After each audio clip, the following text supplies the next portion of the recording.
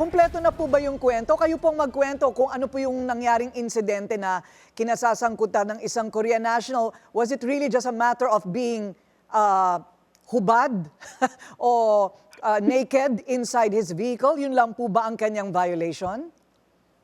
According po sa pinakahuling update po natin mula sa ating Public Safety Division at ang ating VP for Security Services Group, no, ang nangyari po dito ay nakapansin po ang mga firemen o firefighters natin dun sa stasyon nila around a little past 5 a.m. po, no, October 31, ng isang sasakyang nakapark po sa vicinity ng CDC Fire Station doon po sa may CM Recto Highway.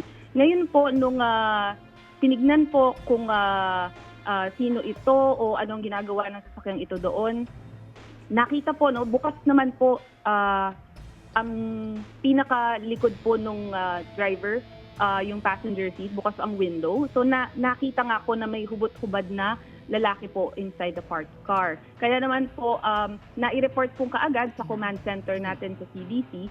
At nung pong nakita po, binalikan po ito, ay umalis na po, no, itong sasakyan dahil napansin na po na tila na alerto na po yung mga firemen natin. So kumbaga ma'am, may initial violation na hubot-hubad sa loob, pero nakasama sa kanyang kaso, nakadagdag yung kanyang panlalaban nung siya po ay hinuhuli na.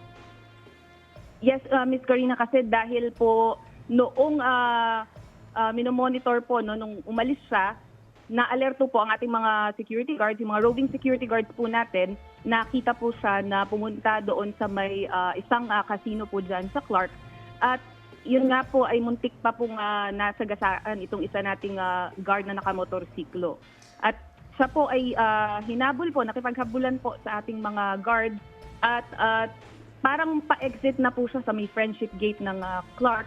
Noong nasa may stoplight po, no, na pinapababa na po siya ng mga nakasunod na gwardiya, ay pumasok siya doon sa may gas station po before the gate. At doon nga po, sinabihan na siya ng ating security agent na bumaba na sa sasakyan. Pero hindi pa din po ito nagpatinag at talagang binunggo pa, sumalpok po ito doon sa gas pump po. At yun nga po ang nag-cause ng sunog. So nasaan na po ngayon yung dayuhan, ma'am? Nasampahan na ba siya ng kaso? Yes, Ms. Corina, kasalukuyan po, nasa isang ospital po siya dito sa San Fernando, Pampanga, no? Nagpapagaling po dahil immediately po kasi dinala muna siya sa isang ospital sa Angeles City. Ngunit dahil second degree burns po ang assessment sa suspect na ito na Korean national, hindi na po kaya ng facilities ng ospital na iyon, no? Kaya po dinala ito sa isa pang ospital. At kayo po ba, yes ma'am, go ahead. Opo, kasalukuyan po siyang nagpapagaling doon po sa ospital sa Pampanga dahil sa kanyang second degree burn. Magsasampa po ba kayo ng sariling kaso? Ito pong Clark Development Corporation? Ma'am, meron na pong mga naisampang kaso po.